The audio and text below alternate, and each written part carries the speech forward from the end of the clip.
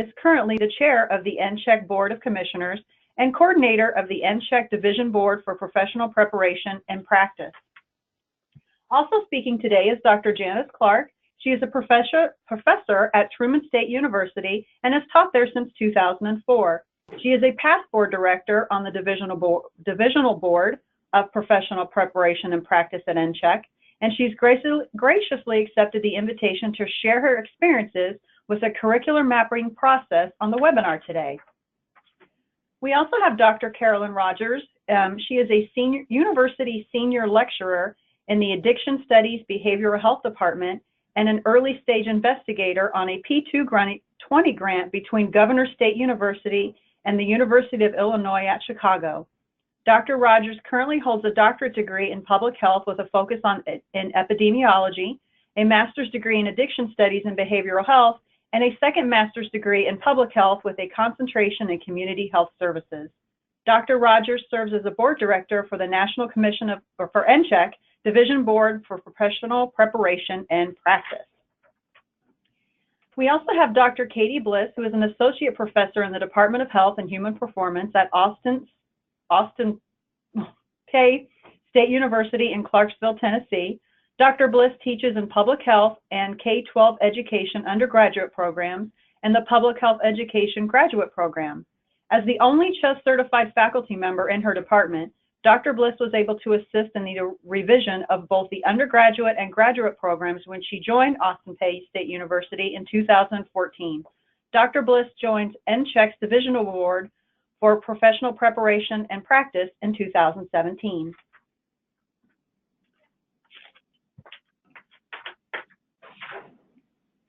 The disclosures slide. No personal financial relationships with commercial interests are relevant to this presentation. Okay, this is Kerry Redican. Thank you all for attending and welcome. We have three major learning objectives that we hope you will reach by the end of the presentation. And the first one is to describe the steps in conducting a complete HESPA curriculum mapping process. The second is to identify the need for curricular mapping using HESPA competencies and sub-competencies to create curricular improvements and changes. And the third, to discuss the importance of the HESPA model for professional preparation and practice. And so I'll go ahead and turn it over to Janice, who will contextualize this whole effort and give you a little bit of the history of the job practice analyses.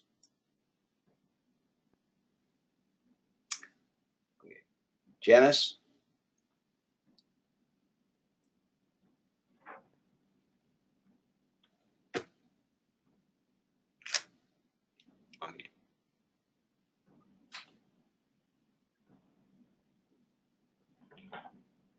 Kerry, can you go ahead? Yeah, I guess I'll go ahead. Okay. Anyway, there's been a number of history of job practice analyses that have taken place over the years. Starting in 1980, 1985, there was the role delineation study, which really got at more or less the central work of the health educator. That was followed years later by the Competencies Update Project, or the CUP, from 1998 to 2004, about a five and a half year process there, which again eventually figured out what those major competencies are going to be. In 2008, 2009 was the health educator job analysis, where we really got, again, more specificity regarding areas, competencies, sub-competencies, those things that most of you are aware of. And then starting in 2013 and 14, we had the Health Education Specialist Practice Analysis, or what we call the HESPA.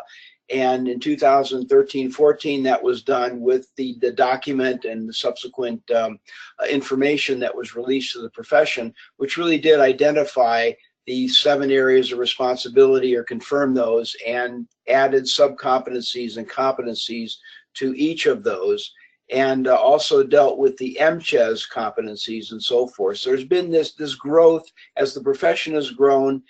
So have the practice analyses. And it's important to do the practice analyses because it does really take the temperature of the profession as to what they're really doing out there and the kinds of things that we need to be concerned about in terms of professional preparation, but also in terms of the CHES and MCHES exams.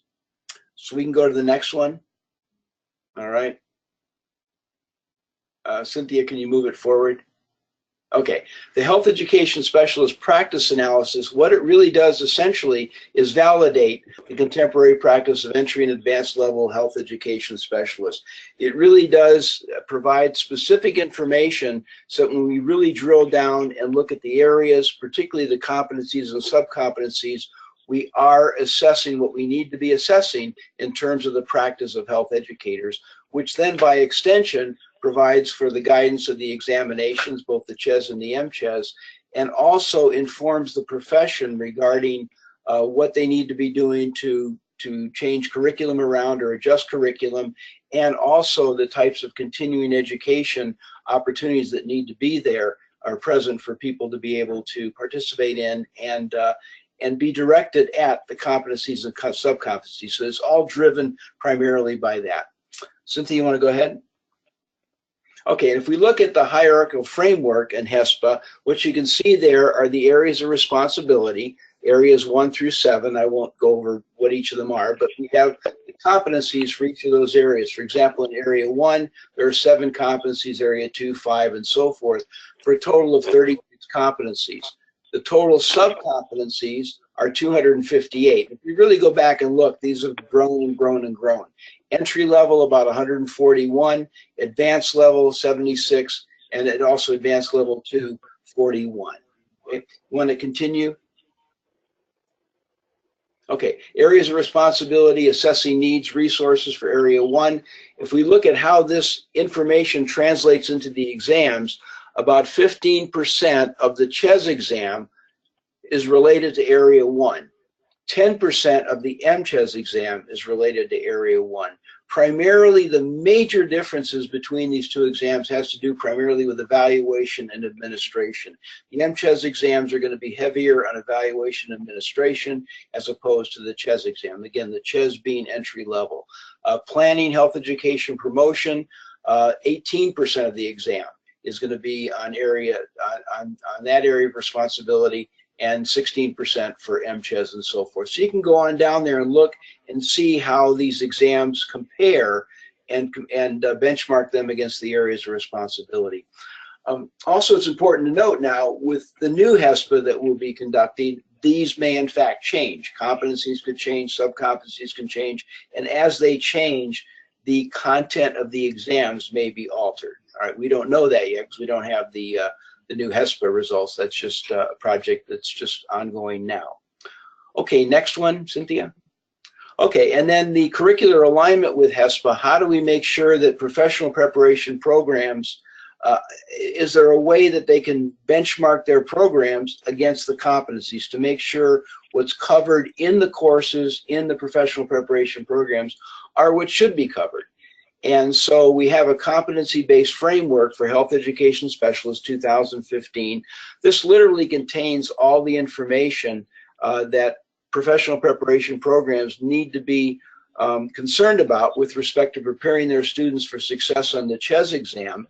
It's included in there, as well as some of the templates you're going to see very, very shortly. They're also included in this book as well. So if you're involved, I mean, you're listening to this webinar, you're watching this webinar, and it would make sense that you're involved with professional preparation programs. That's essentially our target group, even though others are welcome. In this book, I think you'll find it just an incredibly valuable resource, and some of the templates, whether you choose to use them or not, should be valuable as well, and really streamline that process. If you've gone through any kind of program accreditation, whether it be SACS or whether it be other specific accreditations, you know how tedious that process is when you're looking at your courses and you're looking at them against competencies. Okay, and the next slide. Okay, the mapping process itself will help colleges and universities, all of you that are on this webinar. It will help you to meet accreditation standards, because we do have accreditation for programs and so forth. It will help you meet those standards. Particularly, for example, if you are in an MPH program, a Master of Public Health program, and you have a health education track where the students will basically pick that track and finish the MPH with a health education track, they would be eligible to take the CHES exam. But we need to meet accreditation standards for the Council on Education for Public Health, and also we need to meet those accreditation standards for the track as well. And if we talk about benchmarking or mapping our courses against the NCHEC criteria that you're hearing about today, then that'll be successful in terms of meeting accreditation standards. It helps us develop program goals and objectives because, again, we're designing our programs for students to be successful in terms of completing the exam and being a certificate. And it helps us map the health education courses, which is really what we're focusing on today. And then also creating course syllabi, because as we map the courses, we realize there are changes that are going to need to be made in some courses.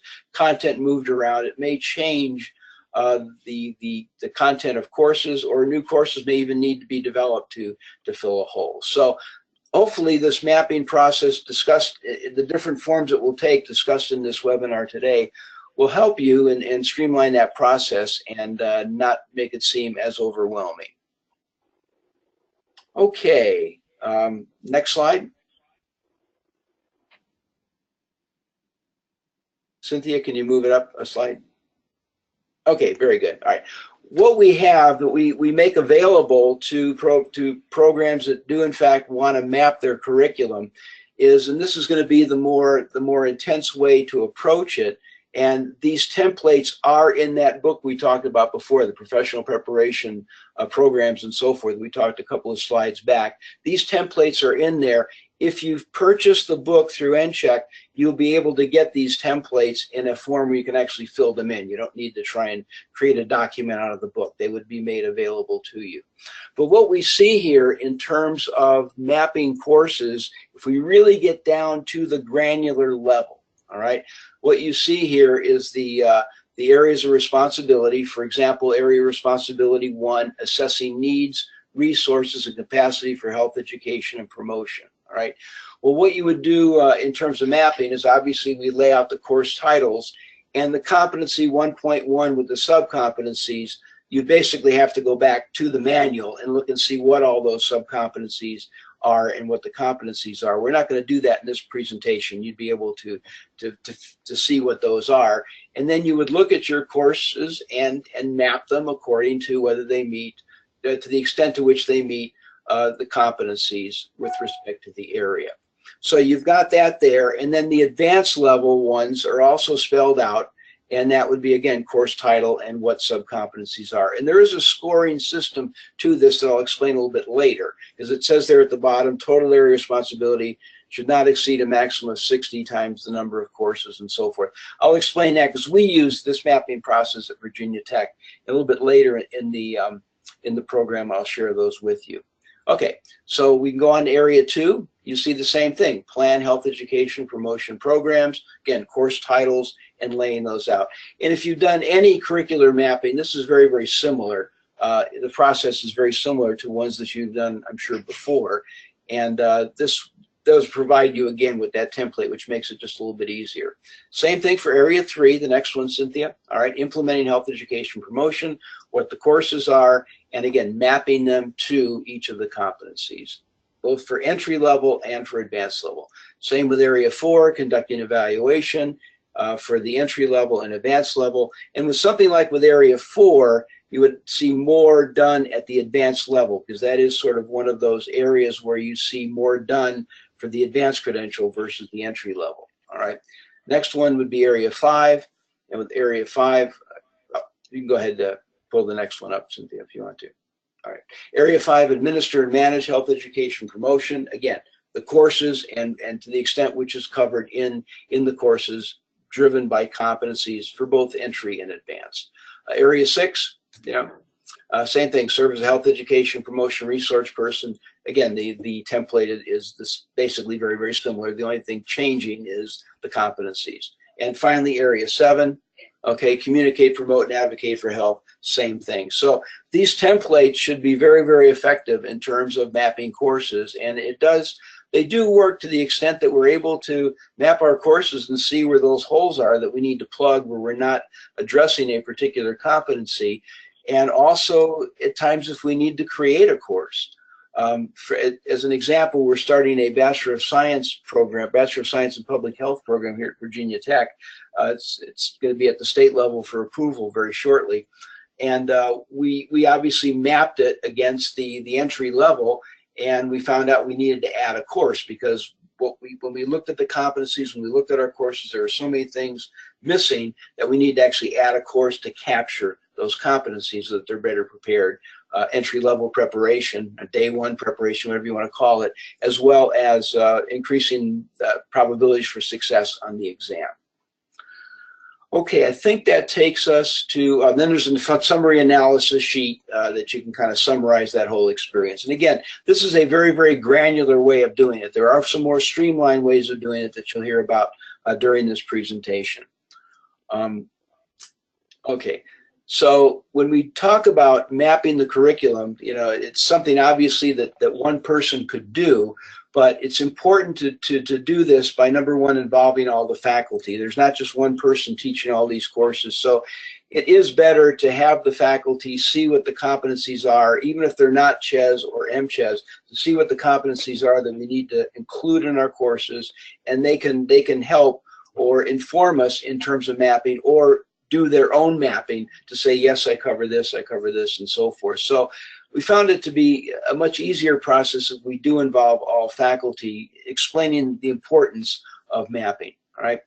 We can identify all the courses that are making a contribution to the areas of responsibility. Oftentimes we can look at our curriculum and find out there's a lot of courses, but you know, many of them don't really address the areas of responsibility. So it may make us rethink what it is that we are doing. Right. Have each faculty member complete a competency matrix. That would be along the lines of bullet 1. Consolidate the responses. Have all the faculty and program review the consolidated matrix, and then make the necessary adaptations to courses. So it really does keep the curriculum much more dynamic, as opposed to just being fixed and continuing that way. It forces us to read. The mapping forces us to look at our programs, what we are teaching, and why. All competency driven. Okay, I'll go ahead and continue with the next, and I'm going to give you an example of how we use these particular mapping tools with our program here. At Virginia Tech, we have a Master of Public Health program, an MPH degree, with a public health education track.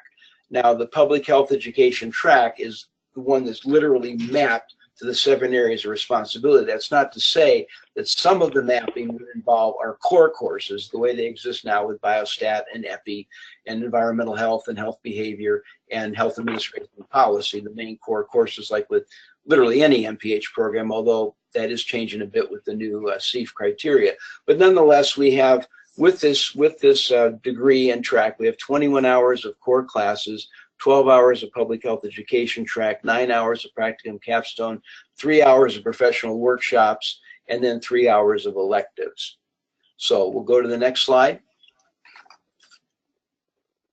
Thank you. Okay, so here's our program literally in terms of a 2-year program, what they would take in fall, what they would take in spring, fall of year 2 and spring semester of year 2. You know, very similar to literally any of the graduate programs. They're all going to look very, very similar to this. This one happens to be an MPH program with the public health education track. And okay, next slide, Cynthia. Okay, here's an example of just kind of one mapping. This is a course I teach in program development and health education, and you can read the course description. And then when you look at this course, what I do is I break it down into what I inform the student what area we're dealing primarily with this course and what competencies and sub-competencies we're actually addressing. That's not to say that we do an exhaustive educational experience in each of these competencies and sub-competencies, but they are in fact touched upon in there. So in other words, they would go back through here and say, yeah, we did maybe a little bit of this, but it is addressed in this course as well as other courses. And I put that right there in the syllabus so they really understand the rationale for what I'm doing in this course and why. Next slide, please. Okay, and again, you can see it breaks out there. And some of the sub-competencies are very simple really to capture. But nonetheless, they're still listed there, and it does in fact help in terms of mapping this course to the competencies. Next slide. Okay, so what we would do here, for example, in our mapping is let's just take area 1, all right? So we would look at area 1, and our course titles there would be the PHS 4 is Fundamentals of Public Health, the PHS 5034 is Behavioral Aspects of Public Health, the 5204 is Principles of Public Health Education, and 5214 is Program Development and Health Education. So we really have 4 courses in our MPH program, Public Health Education track, that really address area 1 primarily, all right? And so if we look at competency 1.1, and again, you could look up what that competency would be, and the sub-competencies, we detail out there specifically which courses would in fact contain that information. And then there's a rating system that we wind up using, whether it's partially met or if we talk about it in terms of a more in-depth manner and so forth. We rate them, you know, 1s and 2s. And so most of the content here in reaching the competencies, the content and experiences, tend to be in our Principles of Public Health Education course, in the Program Development in Public Health, in Program Development in Health Education, and in Behavioral Aspects. Very little covered in the Fundamentals course, just a smattering of things under Competency 1.5. And then we wind up basically doing the very simple, you know, arithmetic, and then being able to rate these courses. We also, because we are a graduate program, there are some advanced level competencies that are included there in terms of 5214 with respect to competencies. Okay, so again, that's at the granular level, okay, in terms of doing that and what that would look like with that template completed. Okay, that's one approach. Again, the one that's most that you're going to see really highlighted in the document we talked about earlier.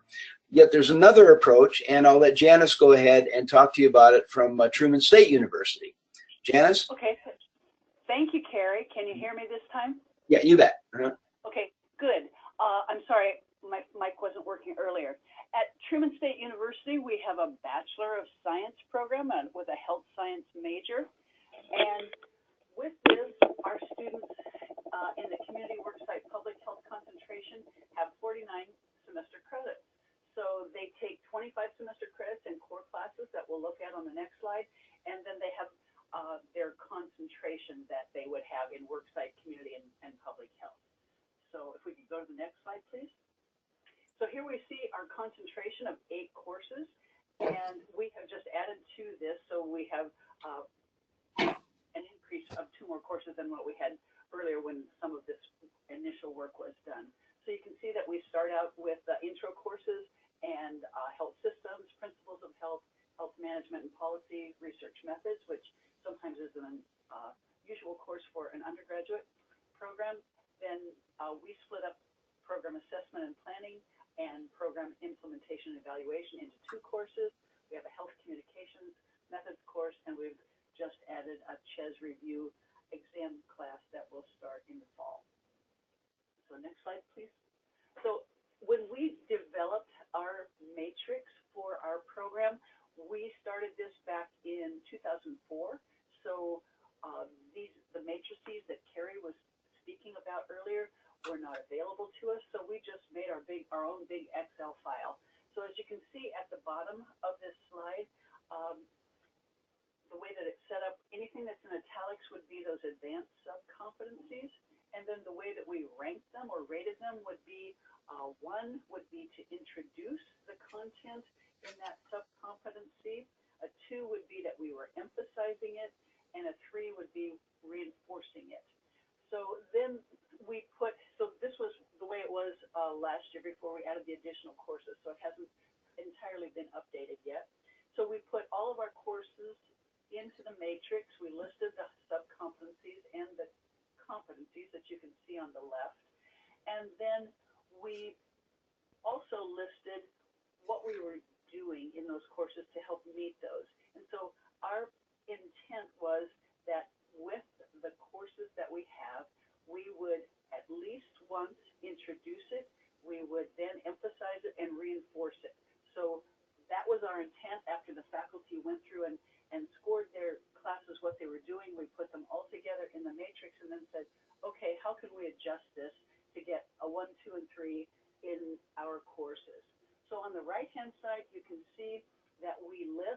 whether it was a traditional method, maybe a lecture and a test, or some kind of an authentic assessment where we had the students do active learning and be involved on a basis where they had more application. And then we also assessed the depth of knowledge at a 1 through 4 level. So we tried to list as much information on this matrix as we could. So as you can see from this slide, we have the first competencies and sub-competencies listed for our 6 courses. So if we could take a look at the next slide, please.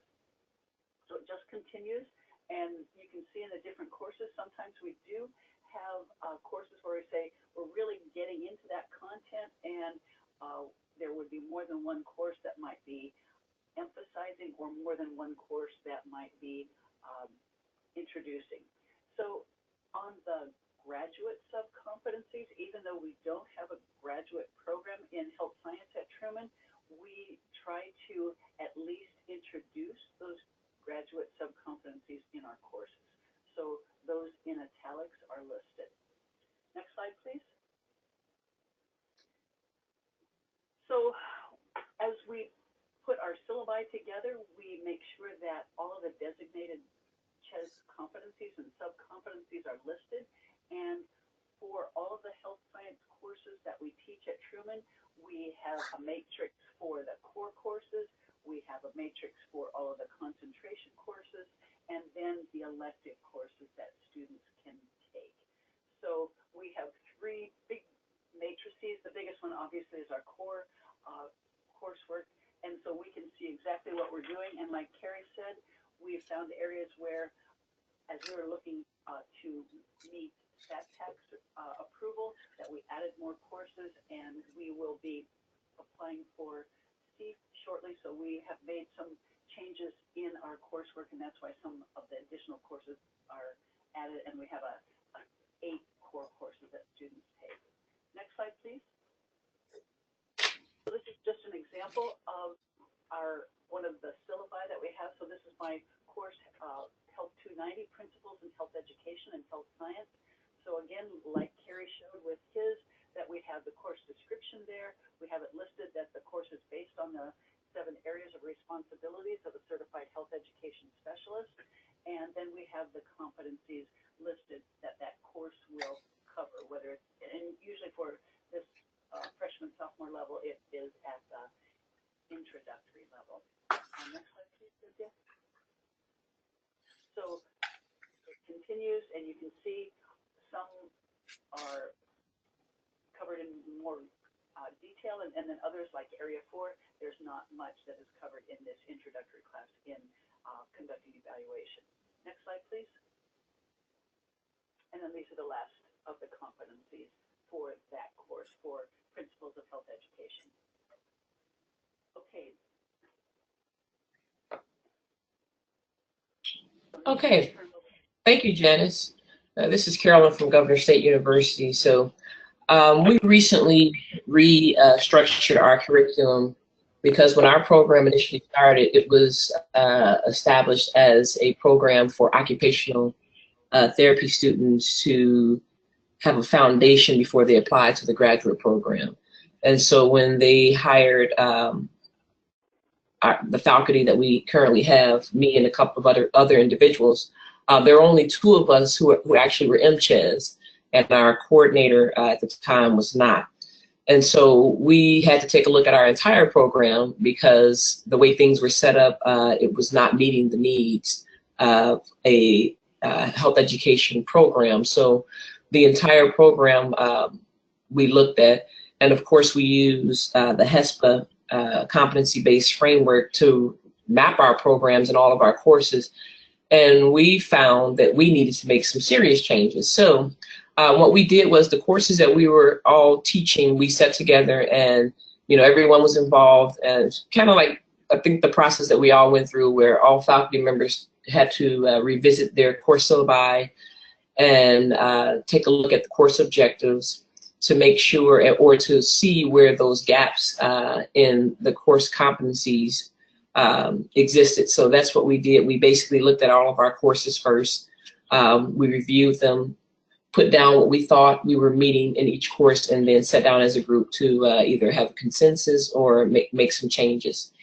And of course, there's course surveillance and constant updates that we're making. And in the process, we actually ended up creating some courses because we found out that there were some gaps in our program. You can go to the next slide, Cynthia. Okay, so we have a Bachelor of Health Science program in community health, and that consists of 60 credit hours. 28 of those are our core and concentration, which includes 1 hour of practicum seminar and 3 hours of practicum internship. So the first track that we have is the health promotion concentration. That includes 32 hours of our concentration classes. And the second one is Foundations of Substance Abuse.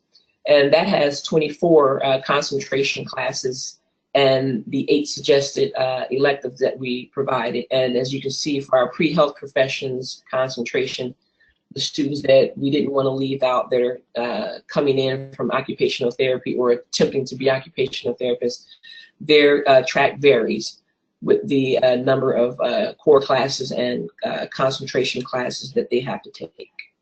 Okay, you can go to the next slide. So what I provided for you here are just some examples of what we use. Now, we did ours a little different. You can see with the entry level, I included Foundations of Epidemiology, Foundations of Epidemiology, and one of our environmental health and disparity courses, just to kind of give you an idea of how we looked at how many of these competencies we actually were including in the sub-competencies. And so what this shows is just a breakdown of or a summary of which courses listed here were touching on some of those sub-competencies and which area the competency belonged to. And if you look to your far right, it has some of the totals. Now, this is just one of the matrices that we use. We did use other ones, but these are just provided to give you some examples that were different from what Janice and Carrie provided, but they're pretty much all the same. So this is a comprehensive one just to show you from areas 1 all the way through to 7, which courses are actually touching on the competency and the sub-competencies in those respective areas.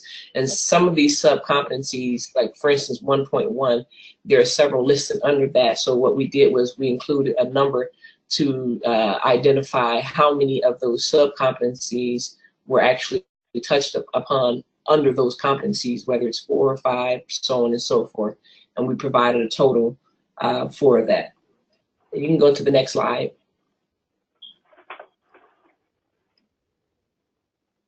Okay, and so this is an example of one of the courses that I teach. This is one of our concentration courses, not our core course, but this is a contemporary health issues course. And if you go to the next slide, it will actually list some of those sub-competencies that are actually covered in this course. Okay, and you can go to the next slide. All right, and that will be Katie. Thank you, Carolyn. So my name is Katie Bliss, and I'm from Austin Peay State University in Clarksville, Tennessee. The example I'm going to share with you is another undergraduate example, and we have had a curriculum in transition very similar to what Carolyn talked about before. So at Austin Peay State University, we have a Bachelor of Science degree in Health and Human Performance, and we have 5 concentrations for students to choose from, one of which is Public Health. When I started at Austin Peay, our concentration was called Health, and it was comprised primarily of content-based courses. So to revise and improve our program, we went through a similar mapping process that Carrie, Carolyn, and Janice have discussed, but we were using the competencies identified by the HESPA study. So we were just before the HESPA results came out. The current public health program includes 43 credit hours of classes, 31 hours of major core courses, and 12 credit hours of internship or extended public health coursework. We're currently in our 2nd year of implementation of this program, and it's time to sit down and map our curriculum again so we can ensure alignment to the HESPA framework. Thanks for the advancing. Here you see our major core courses, but my example today is going to focus just on one class that I teach in the program, Communication and Advocacy. Since it's time for our faculty to sit down with our own courses and map to the framework, I'm going to show you how I use this class as an example to show my faculty and for myself in developing a mapping plan. Next, please. Okay. So to make it easier for the public health faculty, instead of switching back and forth to the NCHEC website or the document, I have developed supplementary tables that have each subcompetency description listed along with the number. So here you see the subcompetencies associated with competencies 1 and 2 of Area 7, which relates to my class, Communication and Advocacy. So this area was used primarily to develop the class that we now have on the books. And if you advance to the next slide, you'll see the rest of the table for this area and the rest of the subcompetencies. So my plan for this semester is to share my example, the tables I created for each area of responsibility, and the curriculum alignment matrices with the public health faculty in my department. And then I will have each faculty member map their own courses, asking the question, are students taking this course just learning the content, or are they learning to perform the competencies? That's what we really want to know, and be sure that our students are prepared for the CHES exam. So the faculty will follow the process you see here, very similar to what everyone else has shown, and look at each subcompetency and label either a 2, 1, or 0. 2s given to those subcompetencies that are a major emphasis of the course. In my example, I've only given 2s to those subcompetencies assessed in an authentic summative assessment. 1 should be given to subcompetencies receiving at least minor study and practice, and then 0 to those not part of the course. Next slide, please. So after each person has a chance to map her own classes, we will then transfer our information to the matrices. And I've done that here with my Communication and Advocacy course to show you what that would look like. Then we can begin identifying any gaps and revise our courses accordingly to ensure our students are exposed to and have the opportunity to develop necessary skills and abilities. Next, please. So that was it for my example. I hope that one or more of our examples were helpful to you as you think about your own programs or other benefits of the mapping process and documents. If you're interested in using the competency matrices, Carrie talked about this before, but you can find the book on the NCHEC website. If you go to the bottom of the page and click Bookstore, you will see the book listed there. The framework really is great at providing detailed directions for using the matrices and adapting or developing curricula. For those of you in public health settings, it can also be used as a tool for determining where professional development is needed. So I'm going to turn it back over to Carrie now to wrap up the presentation. Okay, thank you, Katie. Okay, so you've heard really 4 different ways of how we map our curriculum, both undergraduate and graduate, and we've all experienced success with the using the templates from the guide, as well as adaptation and so forth. I mean, there's no one way that's going to be the perfect way to do it. So whatever works best, as long as we really get at courses and competencies and assess those correctly, we should be in good shape. So at this point, we have a little bit of opportunity here for discussion, and some of the questions that would be thrown out there for discussion is how have you incorporated HESPA competencies into the health education promotion curriculum at your institution? What challenges have you experienced in the process, and what advice can you share with others? So yeah, we'll throw that out there, and I don't think we have to do them in any kind of order. I think we can just kind of have an open discussion. I believe you'll type in your question or comment, and Cynthia will tell us what she receives.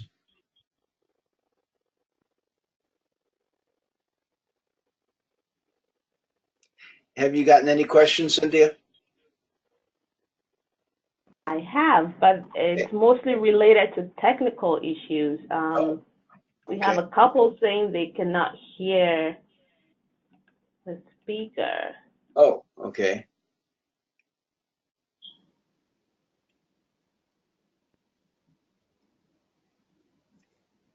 So they're directed to actually, if they have a question or comment, type that in, correct?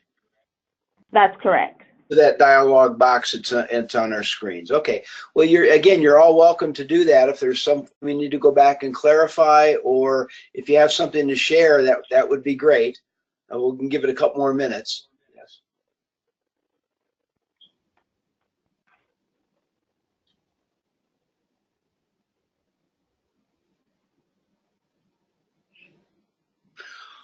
Okay, well, let me ask, Carolyn and Janice and Katie, anything else you wanted to share with the group?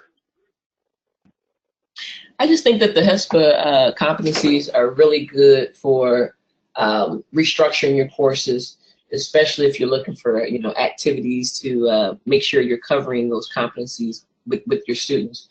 It's a really good tool to use to restructure those classes and to use with those course textbooks to make sure that you really are truly meeting the needs of the students and of what the accreditation tells us that the competencies we're supposed to be covering. So it's really a really good tool to meet NCHEC's CHES and MCHES standards and for accreditation standards.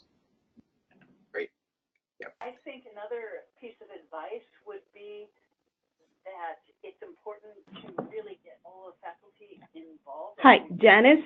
Yes. Can you sit closer to your speaker, please? Yes. Can you hear me better now? I think so, Still yeah. very low. Okay, sorry. I guess I'll just shout a little more. I think it's important to get all the faculty involved, and then it is important to have some give and take. Not every time do we need new courses developed. Maybe it's the case that you can emphasize some topics more in your courses. So seeing where the gaps might be and seeing how you can fill in with some of the courses might be a good piece of advice. Great. Thank you. Both good points. I do like one of the things I like about mapping the curriculum. Yes, it's tedious but it does force us to look at what we're doing in our courses and why. So it really gives us that direction that we need there. And I think from our standpoint with the MPH program and the public health education track, when we do have CEF accreditation, reaccreditation, it's very, very easy for them to look at our track and go, yes, you're following NCHEC areas of responsibility and competencies, and just move on. It pretty much checks that box for any CEPH accreditation for us as well. So it works out well from that standpoint. Again, a lot of labor up front, but the payoffs I think are really good. I have a question. Any tips for aligning the HESPA, the curriculum to both HESPA and CEF? And CEF. That's a good question. The CEF criteria is changing, or has changed, I guess, in terms of Master of Public Health programs. They've really re-examined the core, and they've made some changes, and they have foundational knowledge for the public health degree, and then they have competencies. So they've really kind of done what we've been doing with NCHEC for years, making it more, really taking the temperature of people out there in practice and then looking at the MPH programs.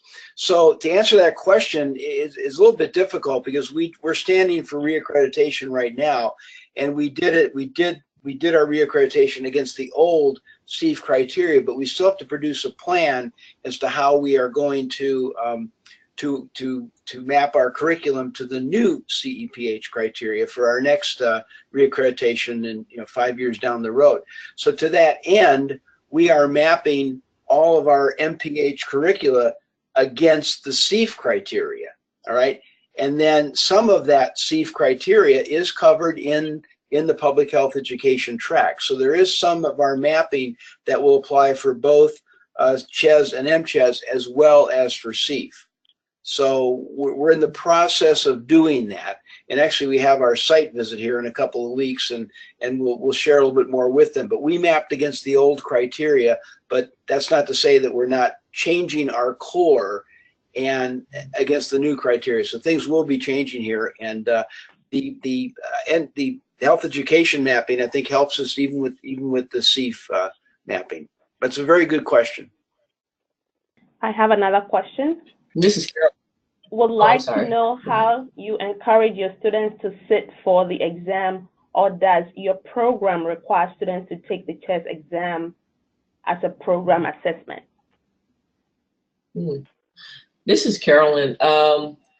You know, the ambassador program really does a good job that NCHEC has set up to promote students to sit and take the CHES and MCHES exam. I know that's what we've been doing at Governor State, and a lot of students actually are interested because they realize the importance of certification. So, you know, that's something that's always mentioned in class, but having that ambassador as well, which I'm actually serving as an ambassador, you know, it makes it really easy to talk to the students. There's materials outside my door. I mentioned it in the classrooms during class, talk about how important it is. But it really is important too, because it's basically explaining to the students everything you're learning in here, these competencies.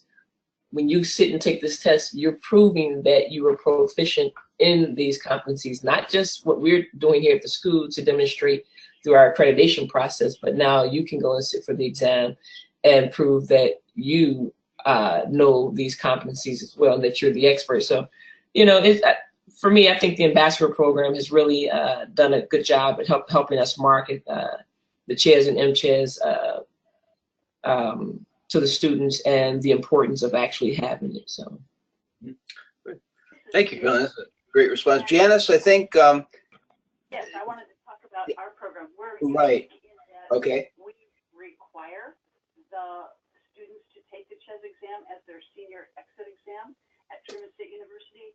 All seniors have to take an exit exam for their department or their program, and we are one of the ones that have a national exam to do for our students to take.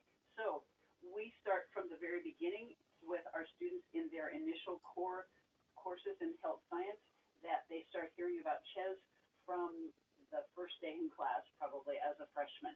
So they hear about it, they build toward it, and then they take the CHES exam their final semester before they graduate. All right, I have another comment here.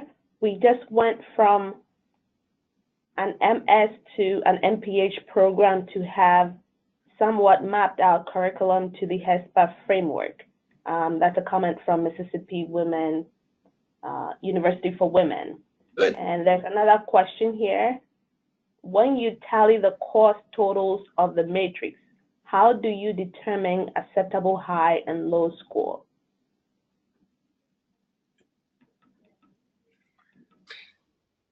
this is Carolyn, and the example that I provided was, you know, the overview. I think if you use the different matrices that are provided in the book, that was one of the things that we looked at, where we found that 2 of our courses were actually covering the same material. And so, you know, but we didn't know that until we looked at that overview chart that I provided for the example, that has all of the areas of responsibilities shown with the number of sub-competencies listed, and, you know, the total to the right. And that's when we actually noticed, when we looked at the overall program in that matrix, that two of our courses were actually covering the same thing.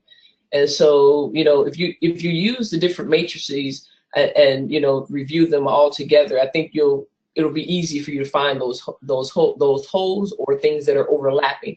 And so for us, we ended up getting rid of one of the courses that was essentially teaching the same things. You know, outside of student feedback, you know, saying that the materials sound the same, that was one of the things that we caught, because in the development of our program, the person that initially put it together was not CHES or MCHES and didn't know about this competency-based framework. So we had to really redo a lot of our courses, and to make sure that we didn't run into that problem again. And so that matrices was really helpful for us, because it allowed us to see that 2 courses were covering the same thing, because of we kept seeing the same numbers and you know, and similarities in those matrices once we looked at the entire program overall. All right, I have another question. What accreditation body uses HESPA and will visit campuses? I don't. Well, actually, it's not directly an accreditation body as far as I can tell, unless the states may vary in terms of doing that. But with the public health program and the public health education track, it would be the CEF accreditation that we would be obviously pursuing, and the site visitors would look at our curriculum and evaluate it based on the HESPA, because that's what we're mapping against. So in our case, it would be CEF that would in fact make sure that we're doing it, and if we show them that we're mapping our public health education courses and all the courses against the templates, the areas of responsibility, and the competencies, then they're happy with that. So I hope I answered that question. There's no separate health education group that would come in and look at ours. It would be CEF for us. I don't know if the other states have variations on that or not. No, it would be C for us too. Yeah, okay. That particular question would be really relevant if we ever got to a point where programs in health education were accredited. You know what I mean? If you really do expand, and I'm going beyond the scope of this webinar, but if there were a time when the only people that could take the CHES exam were graduates of accredited programs, right? And then there's an accrediting body for the program, that's when all of this probably would take on the intensity that the question is directed at. All right, I have another question. It was mentioned the book is available through the NCHEC bookstore. How much does it cost, and will it still be applicable with the next HESPA update? So the cost of the book is $70, and I will let one of our panelists handle whether it will still be applicable on the next HESPA update. Well, I can't imagine that things are going to change that much. You know, I don't know for sure, but I'm sure there will be some changes. But the let's see, Cynthia, when will the new HESPA be done? Do we? We are in the beginning stages, very early stages. So I am anticipating by the end of the year we will have much development, and hopefully it will be finalized by early next year. Okay. But for now, we're still in the preliminary stages. So. Okay. So it's at least a year away before we get the new HESPA results of the new HESPA. So it would be, you know, I would think that probably at least a year. Of course, one could wait for the HESPA and then the guide for mapping curriculum. But again, I don't think it's going to change that substantially from what we have now. So the current mapping process would position you well, I think, for any changes that would in fact come down the line. And the current one is good for 5 years. So it was rolled out in 2015, so we have some ways to go. Right. All right, I have another question. We are currently developing our exercise science health promotion undergraduate degree program, so the students will qualify to sit for the CHES. It has been challenging to determine what courses should be included to meet the competencies, since we are aiming for 25 credit hours. Any suggestions? Well, again, I would just go back to looking at the courses that you have in the exercise science and health promotion major, and to map them just the way we've talked about today. I know that oftentimes we will get folks that will graduate programs like that, you know, apply to take the CHES and not have the 25 hours or need a course or two, and then in the curriculum evaluation they would be told what they need to take. So in that particular case, it's an excellent question. In that particular case, I think the mapping is really critical to making sure these students are going to be eligible to sit for the CHES. And again, the areas of responsibility and the competencies are there, you know, and it would, you know, and to have to construct that program to meet that would be highlighted there by completing the matrices. In addition, Right. I think it would be important for you to make sure that you have plenty of process courses in your health education part or health science part. So it would be important to have a course in program planning and assessment. It would be, or implementation. It would also be important to have probably some kind of a research methods class in there. Those are two areas that sometimes students from combined courses in exercise physiology and health don't necessarily get. All right, we have another question. Thank you for this clear and informative presentation. Do any of your institutions require students to sit for the TEKS exam before or upon graduation? How do you ensure that students actually sit for the exam? Well, Truman State University does, and so it is a requirement. They will not graduate unless they have taken the senior exit exam. So they may have completed all their coursework, but if they do not sit for the CHES exam, they will have to wait another semester to graduate. So they don't have to pass it, but they do have to take it. And we encourage our students to take it. Now, some of our students will go on and do other things and really not even stay in health education per se, but the ones that are going to stay in health education, we encourage them to take the CHES, and we pay for it. We pay for the exam, and we have a number of companion study guides, 7, 8, 9 of those that are on the shelf that they can check out, and they study in groups and so forth. So we've been very, very successful in terms of pass rates in that. We have about 18 or so that take it every year.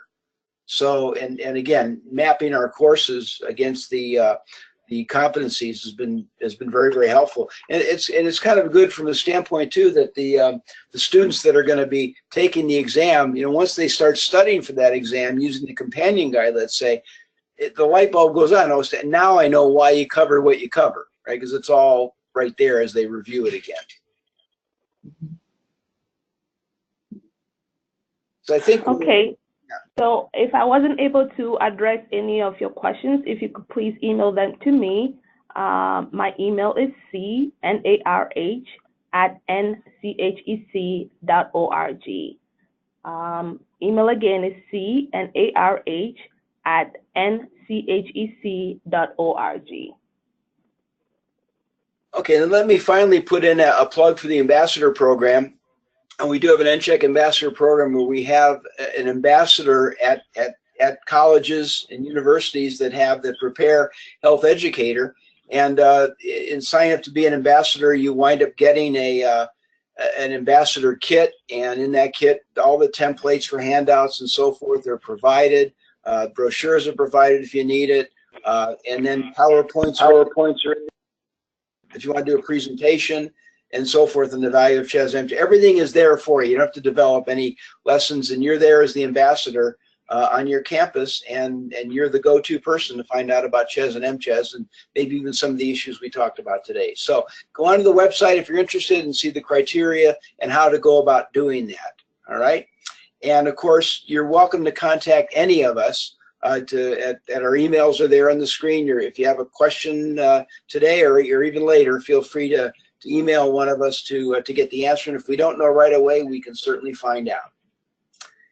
And I think Dawn has got the last slide, right, Dawn? That's correct. Okay, very good. You can receive up to one continuing education contact hour for this webinar. You would click on the link that you see there. You will need to complete a short evaluation and pass a very short post-test. The contact hours are sponsored by the School of Public Health at the University at Albany SUNY. We are a designated provider of continuing education contact hours in health education by the National Commission for Health Education Credentialing. This will award one Category 1 contact education hour. This webinar has also been recorded, and I'm not quite sure when, but will be placed on the NCHEC website. You can also access the link to take the post-test and evaluation and obtain your credit on that link. It will also email a copy of your certificate to you. Well, thank you, Dawn, and thank you all for participating. I know it's it's kind of tedious hearing about these kinds of things, but hopefully you'll find it helpful. And again, if there's follow-up questions, feel free to contact any of us or the NCHEC office, and we will get the answer to you. Okay, thank you all very much. Thank you. Thank you.